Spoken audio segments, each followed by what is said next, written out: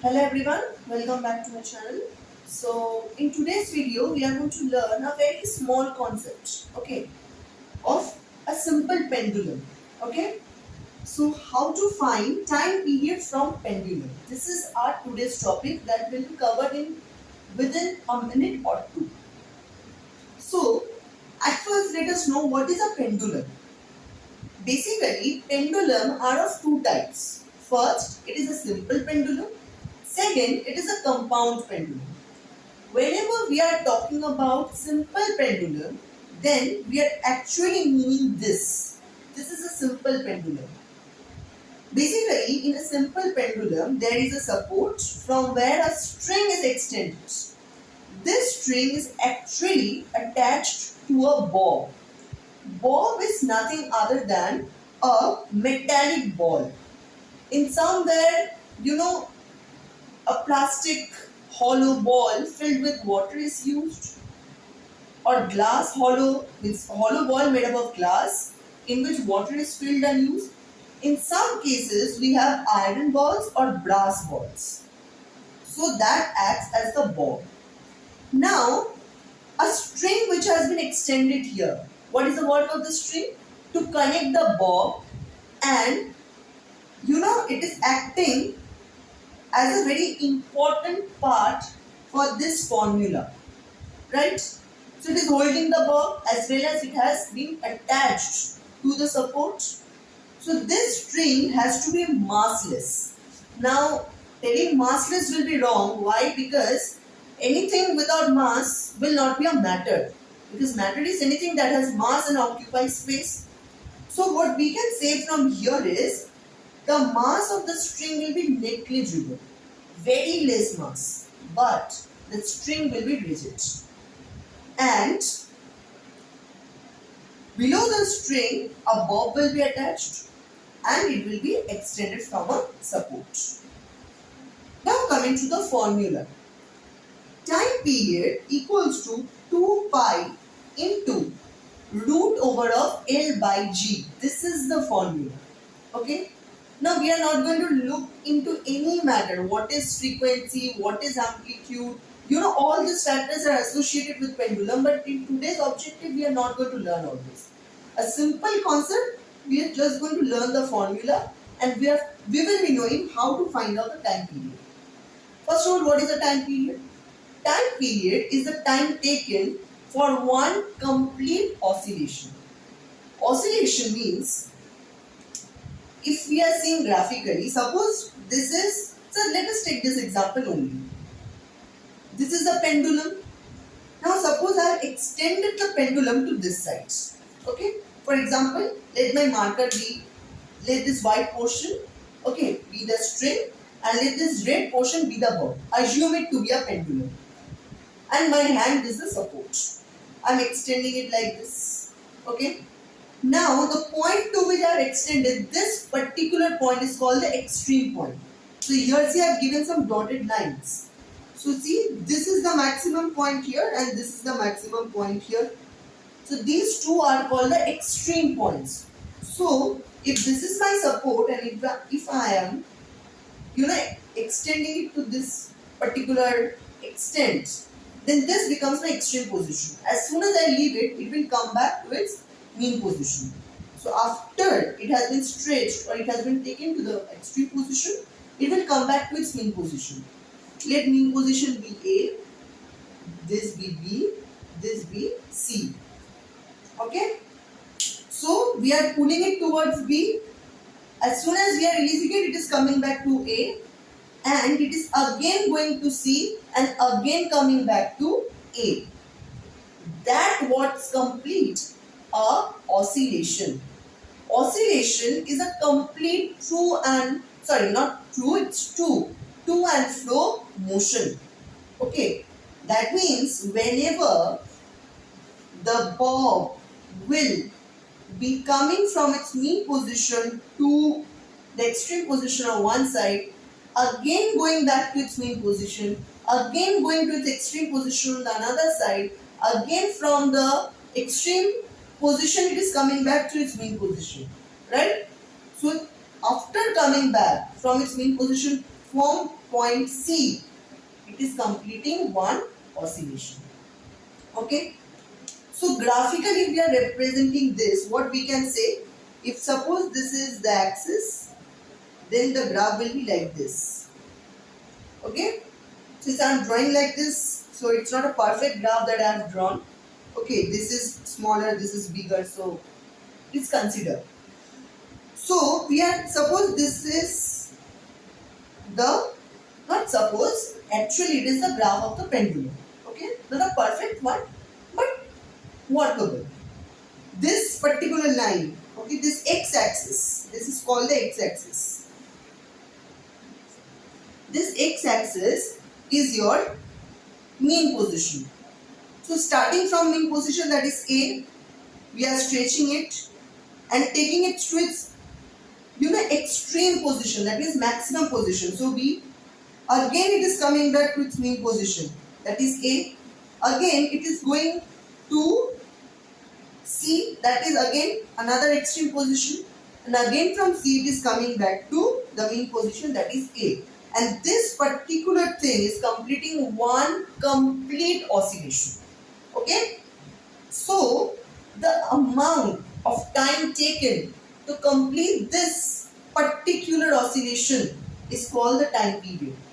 Okay, now using this formula we can find out the time period.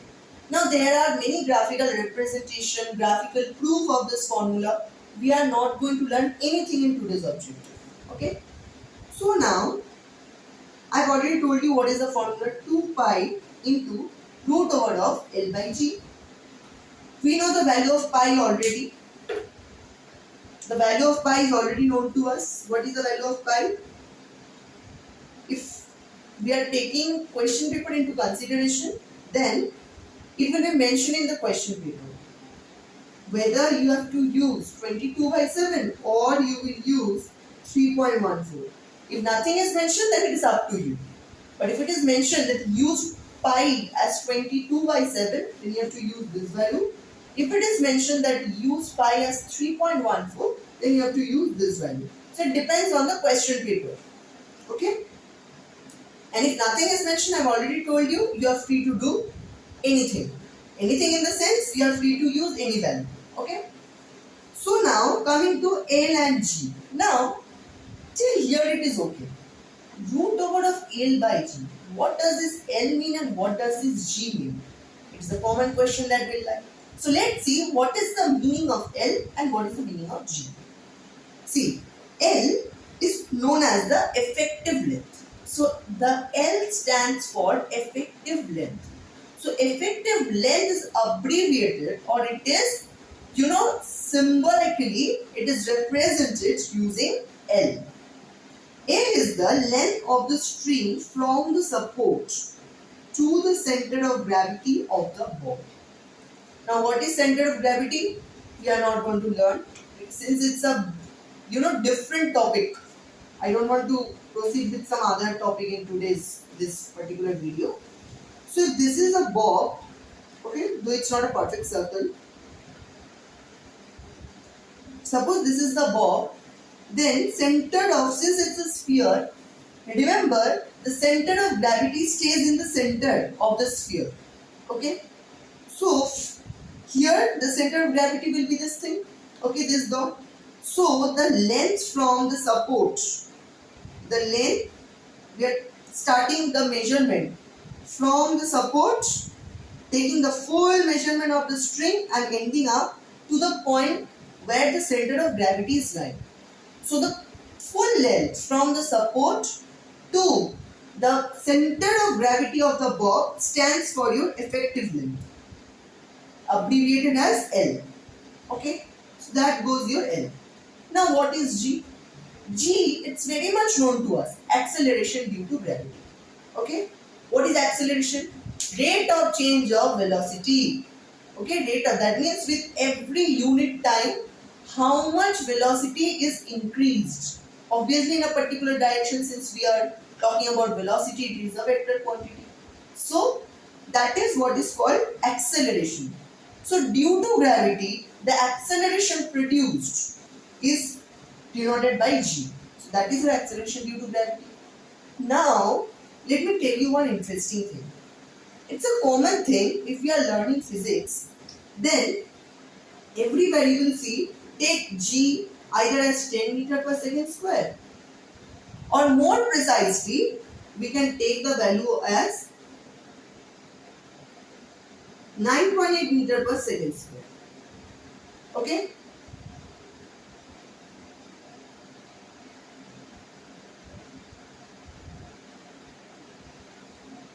So often you will find it is mentioned in the question paper that use the value of g as, like if you are doing the sum of potential energy, then like potential energy or anything which is linked with your acceleration due to gravity, there you will have mentioned either use 10 meter per second or use 9.8 meter per second as the value of g. Now, have you ever wondered how did this arise? How did this arise? How are people telling that use the value of g as 9.8? Rounding off to 10, but precisely it is 9.8, right? After zero point 0.8, there are many digits, but we are taking up to one digit after decimal. Okay? So, have you ever wondered?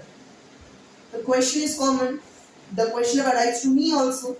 Now, when I read the information, I came to know that there was no such instrument which could detect the value of g. It was all done from this formula. It was all done from this formula. Using the pendulum, time period was taken. Okay, if all the variables required was taken, the value of all the variables were taken except g. So using linear equation, the scientists have evaluated the value of g, and then only the value of g came. So this pendulum have a great significance in finding the value of g. Okay, so like this, the value of g has been taken. So another thing that I want to tell you is I missed out this point, that is length of the string from the support to the center of gravity of the bob. This is the effective length. But another point still lies, that is the radius of the bob.